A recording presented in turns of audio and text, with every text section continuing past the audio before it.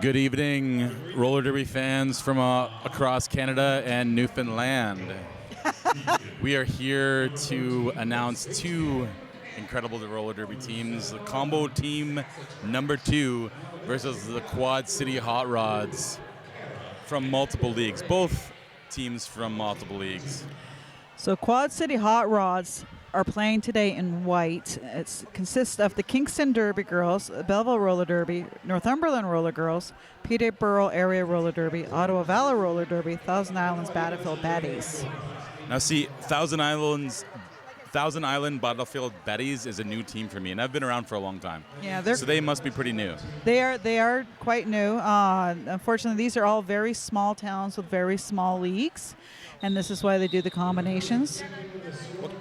So I'm going to go ahead. I'm going to quickly read off. Black is combo team number 2. They're from the west side of Ontario. We got Border City Brawlers from Windsor, Suburbia, Grey Bruce, and Niagara Roller Girls. So this should be an interesting game. They're playing in black.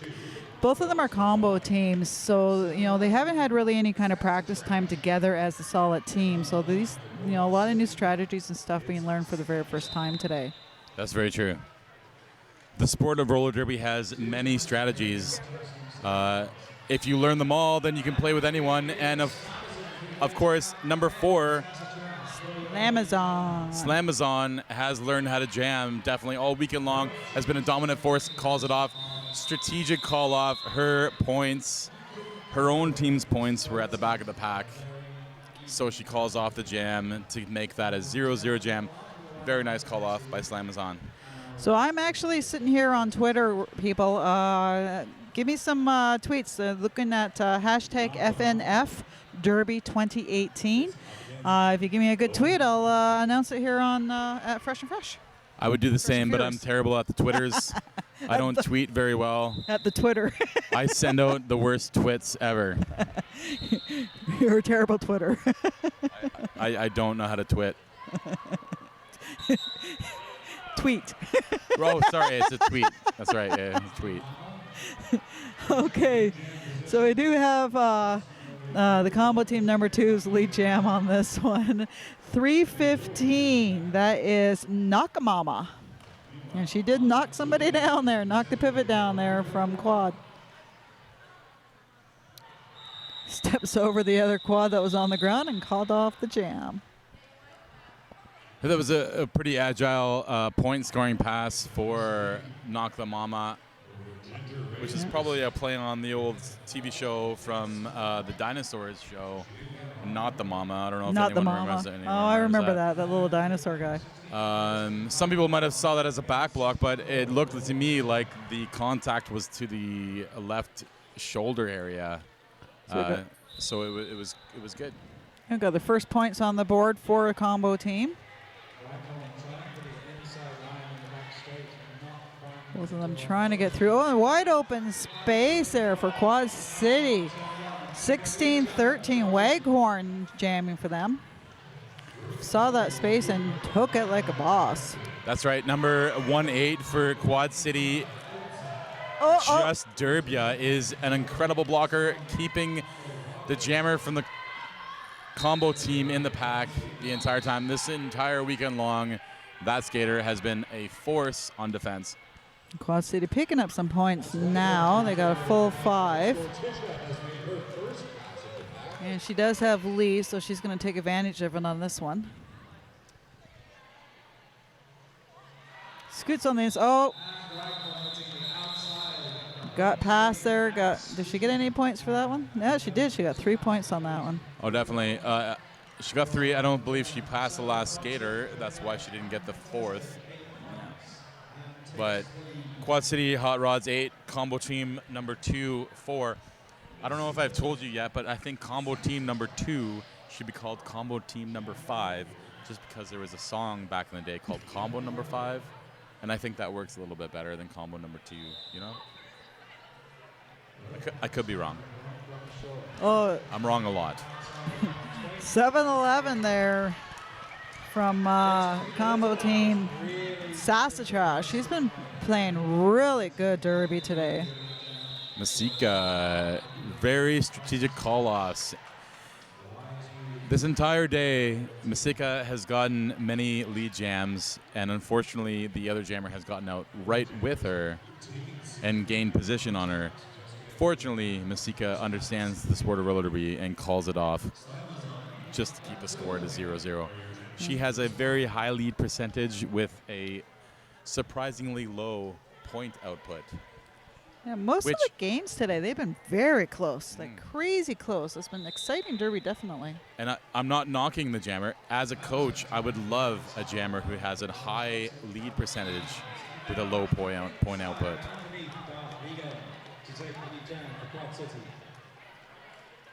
So if you guys are watching this, you can move your mouse to the top right player window and click the round white L or capital I symbol. You should see it up there. It will link you to the rosters and the schedule info as well.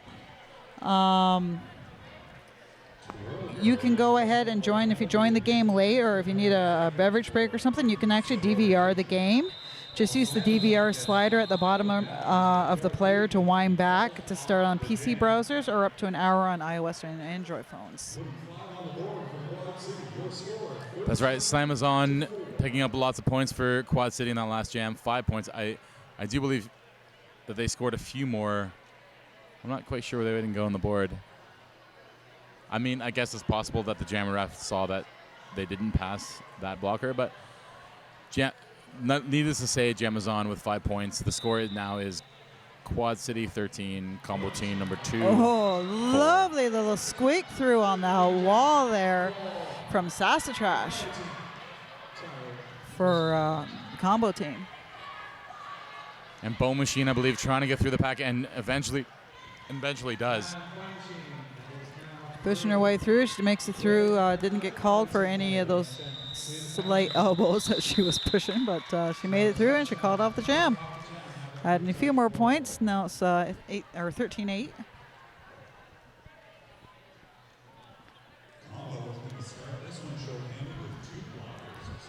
So you have to give the blockers credit. You know, everyone focuses on the jammer because they're figuratively and kind of literally the star of the show. But the blockers, they do a lot of strategy, a lot of hard work, very underrated. So kudos to all you blockers out there. It's very true. In my opinion, a jammer only has 2 things to do. Get past people and score points. But the blockers have to think about so many things. They have to think about defense, offense, when to rejoin the pack, when to make the pack, when to break the pack, when to bridge the pack. A lot of strategy. A lot of strategy. You're right. So 003 is jamming for the combo team. I'm trying to see who that is.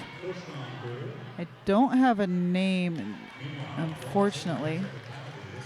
I don't know if she's got it on the back of her shirt or not. Let's take a peek here. Queen. So I believe we have a misprinted list. Number 3 on our list is Queen Elizabeth. Oh, there, Queen Elizabeth. There she is. But her number clearly is 003. We apologize at home. That's why I was missing it. Sometimes announcers are thrown under the bus to mispronounce and say the wrong names for players as well. So give us a little credit. We try our best. All right, starting jam 8. Quad City looking for both of them looking for the inside line there. Not finding it. They're good blocking here from both teams right now, not getting anybody through. Hard block from Mac Attack, but unfortunately wasn't quite enough to knock her out. That's Gortisha there jamming for the combo team. That's right. Masenka called on a forearm penalty during that initiation just past turn 1. Trying to get through. Oh no, I think, yep. The jammer for combo. For combo has definitely got a back block. Yep. White noise with the penalty there. So now it's going to be a power jam for Quad City. So this jam is going to go in 2 minutes long now. I don't think either jammer is on scoring pass. Now Masenka is after passing 717 is on scoring pass with a no point, no pass, but Very surprised that that wasn't called for a penalty. yeah, so I do believe we're going to have a power jam here for, yeah, it is a power jam for Masenka. Masenka putting up 4, now 5 points. Jammer Ref is looking back to see if the jammer scored that elusive jammer point that no one really understands fully. I mean, they do. They just don't understand when it should be scored sometimes. Combo team should be able to get their jammer back into play with about 2 seconds left on the period clock, or the jam clock. Oh, she sat down with 32 seconds left. Nice.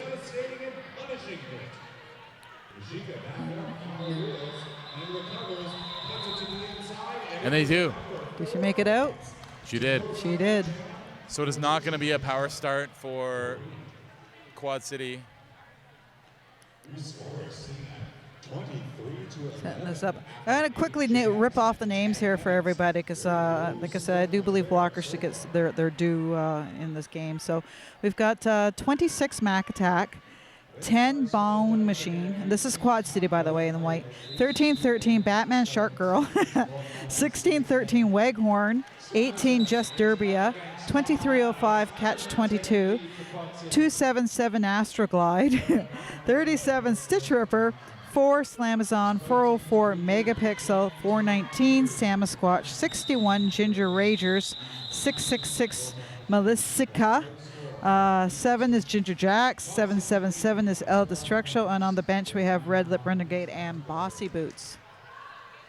And again, a lead jam by Slamazon, calling it off because the opposing jammer got out with her. She's been a very highly knowledgeable strategic jammer for the Quad City team. Poor Mr.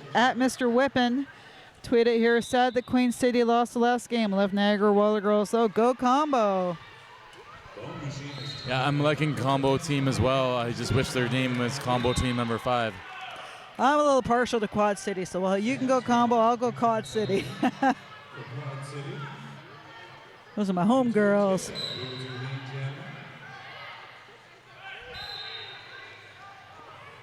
Combo looking to try and get through this white tripod.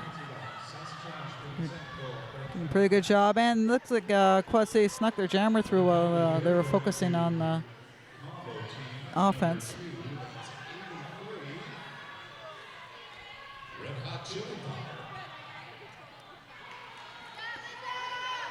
Eight minutes left on this clock, so I want to go ahead and read out Black, which is the combo team from the West End here of Ontario. We got 83 Red Hot Chili Popper, 3 Queen Elizabeth, 969 Princess Buster Up, 64 Gorticia, 23 Kelsey Slammer, 22 Dolly Disheveled, 642 Rolling Doobs, 666 Troll Girl, 4077 Hot Laps Houlihan, 12 Hockey Pants, 17 Nuclea, 315 Nakamama, 1990 Darth Fagan, 13 Satanic Mechanic, 711 Sasatrash, and on the bench we have Boom, Lula, Kara, and Ray.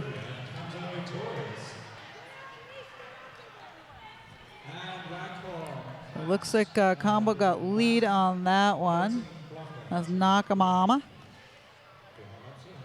And Wahorn is getting really close to getting in. A really timely call off by Nakamama there, getting knocked out on the outside, calling it off the very second that she hits the floor, gaining a few points for her team. It looks like after the jammer ref congregated with the OPRs, 3 points scored for combo team number 2. So at Sar Kasim tweeted, just when I'm getting hungry, the next bout has a team named after combo snacks. It's very true. Yeah, I'm getting a little peckish myself. I really want a combo of some sort right now, and I wish I was somewhere where I could get one. Unfortunately, all I have is combo team number 2, and they're doing quite well. Yes. Combo team number 2 consists of grit, stamina, and hurt. Scoots through on the inside, just like butter slices through that line. Easily picking up points. Masika, she gets through, not quite as easy, bumps a little, but she did the job as well.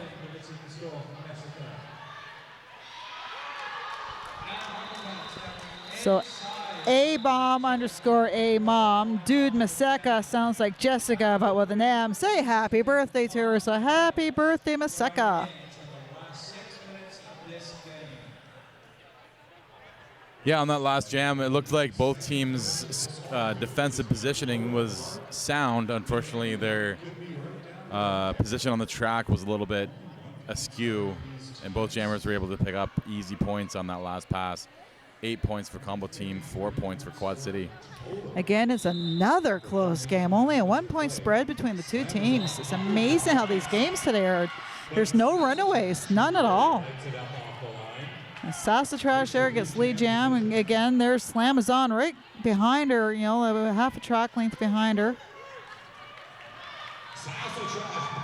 You know, easy peasy there for Saskatchewan to get through. Slamazon's looking around. She pushes her way through pretty quick, too. But not in time. Slamazon for Quad City has been a force all weekend long. They clearly have that jammer jam as many times as they possibly can.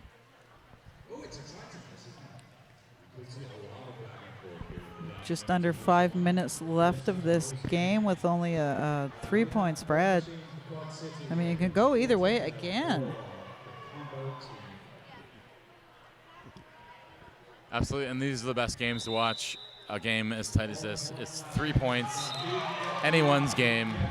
So, unfortunately, whoever loses this particular game is out of the tournament, and the winner will go on to Game 19 to play whoever the winner is of Game 17. I don't know who won Game 17 yet. Well, this is Game 17, so whoever wins this game goes on. I'm not the right person to ask because I haven't been following a thing.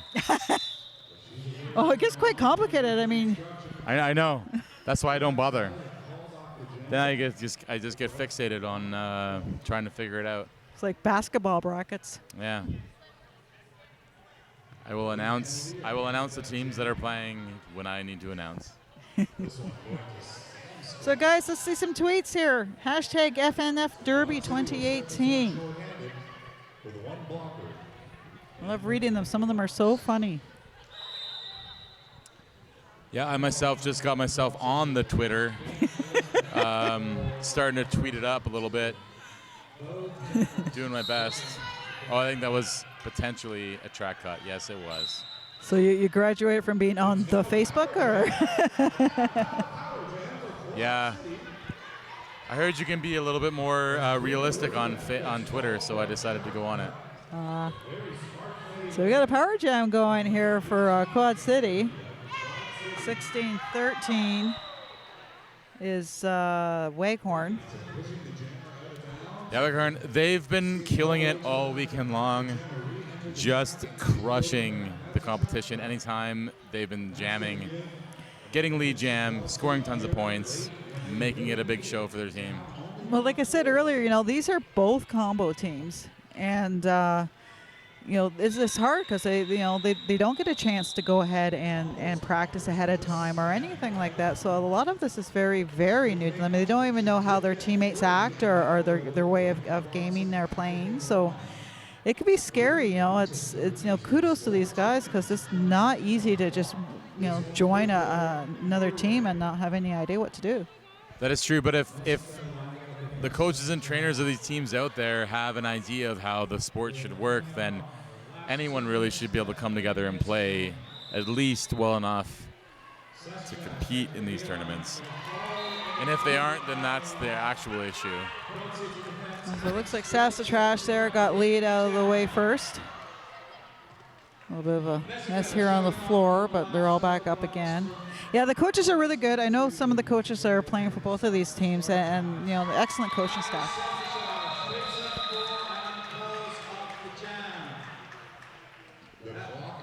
Wow, 35-30. Yeah. Combo team number 2 over Quad City Hotrods. 1 minute and 25 seconds left approximately. This very well could be the last jam of this game. And yes, just like the in-house announcer said, anything can happen. Oh, it can be crazy. I mean, I've watched 3 or 4 games today where they've just, the last jam, switching it back and forth, the points. Slamazon number 4. And they needed crushing that. it for Quad City.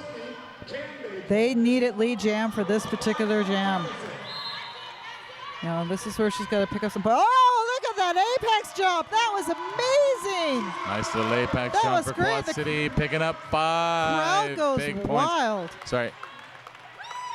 Crowd goes absolutely crazy here in Ted Reeve Center. Tie game.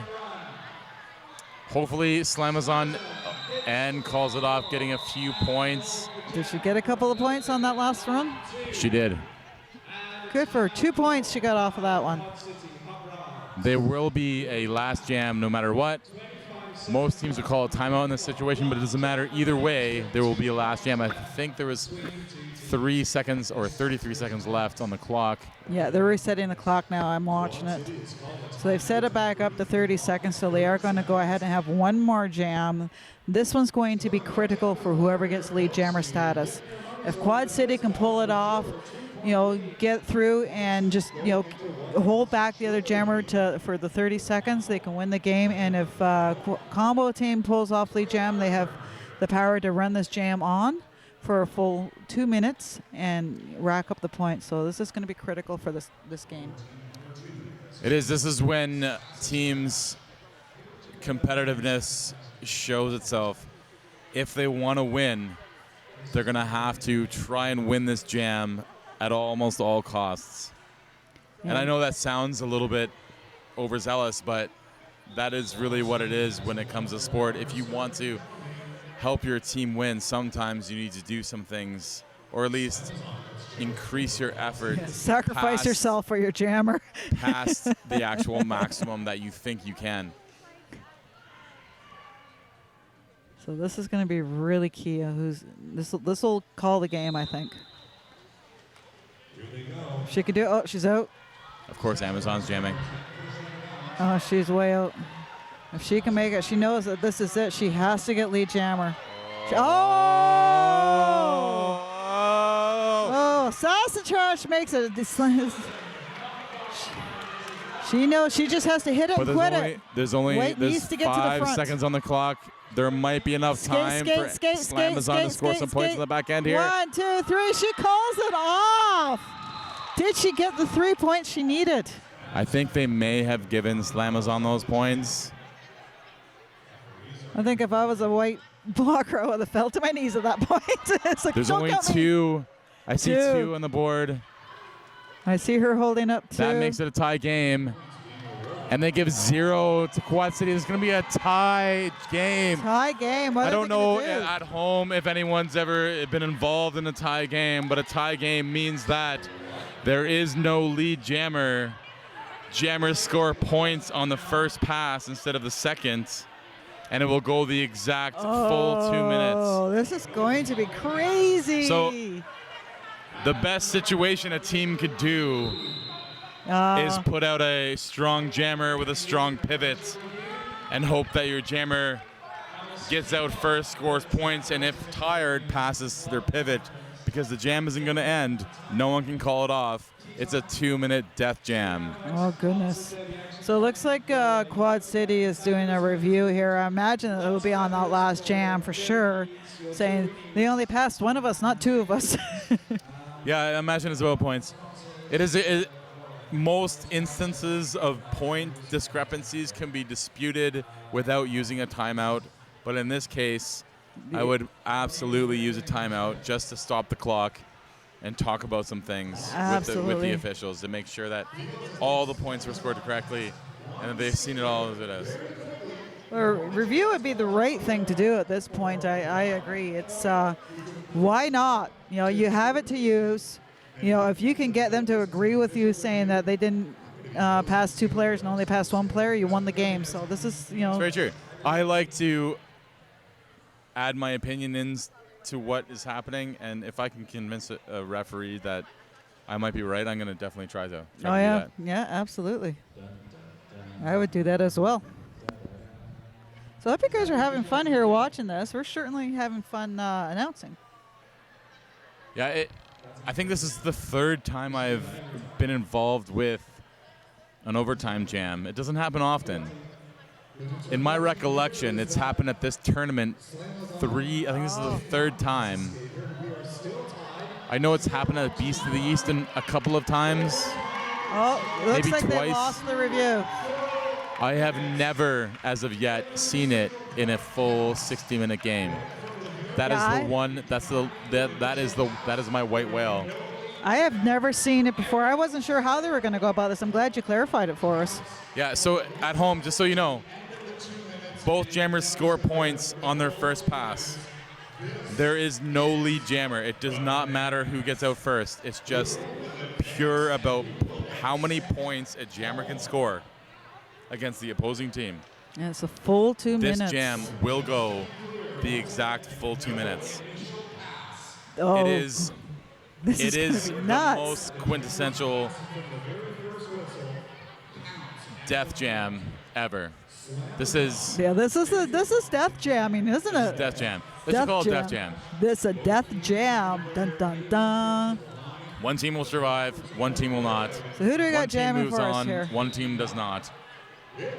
And that was the whistle, the sound, that the officials are ready to get this done. This is exciting.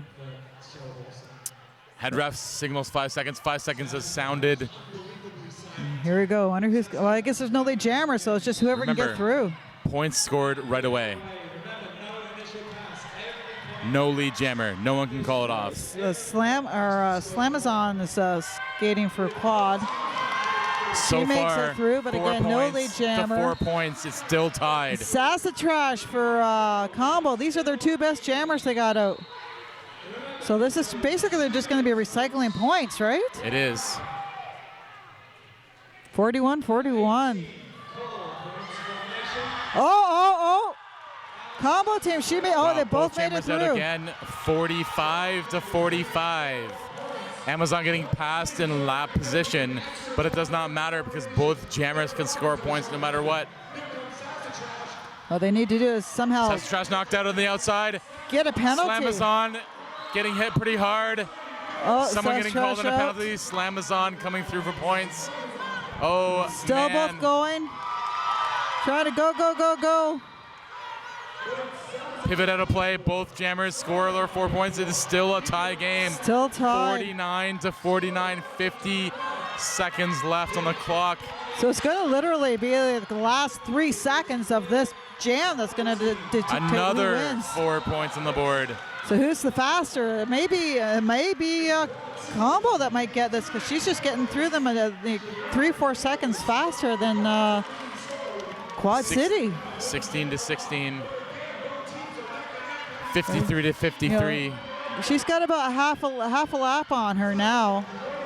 So if she hits those jammers or those blockers at the end of this run down of time, 57-53. She's through. She needs to go faster though. It's going to come right down to speed. Oh, and she gets knocked out. Recycle her back a bit here. It's still 57-57. That gives a chance. Oh! Still the same. And that was the 1 minute. I guess they only ran the jam for 1 minute. As it stands right now, that jam went 20-20. They're talking with the jammer refs and all the other refs to make sure that no other points were scored. If this happens, I don't know if you know, this will be the first time in my 9-year career that I've ever seen a double elimination jam. Wow. 57 even across the board. I thought for sure that Combo was going to take it there just for the speed alone, but they knocked her out, and it gave Quad a chance to catch up and even score again. I think as a referee, and I've heard discrepancies on this, but if I'm unsure if people score points, they most certainly did not score them if I'm unsure. Right. So if either, and they're putting up a point on the board, that referee needs to be 100% certain. Combo combo team got the point. What a amazing close game. This is insane going on right now. 21 points to 20. Combo team 58. Quad City Hotrods 57. So it was basically the speed from the combo team that won it for them on that last bit. It was.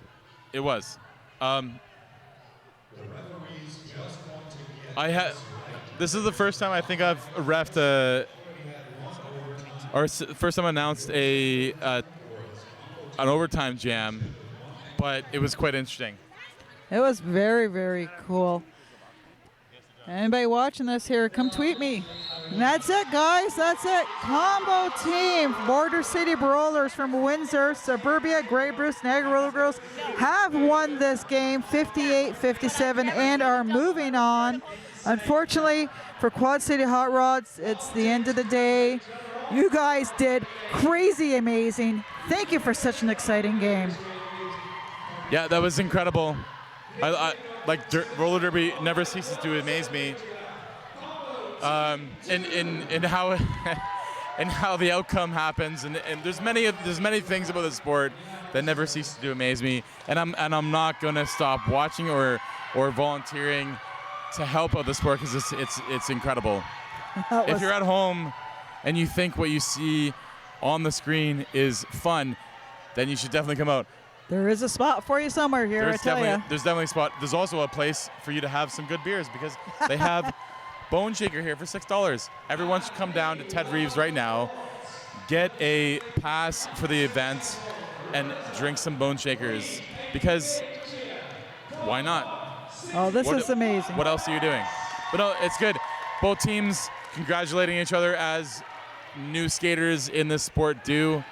I'm sure in a year or two, I'm going to see a lot of these skaters play on many travel or charter teams in the future, and that is exciting to me. That is. It's wonderful to see fresh meat come into the town. I am Professor Rex, signing off.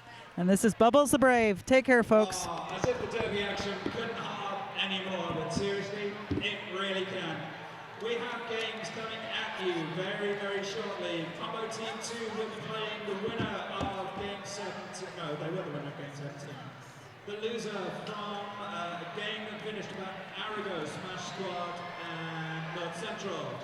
We'll have our ladies of pain playing the winner of that game, which is either Smash Squad or North Central.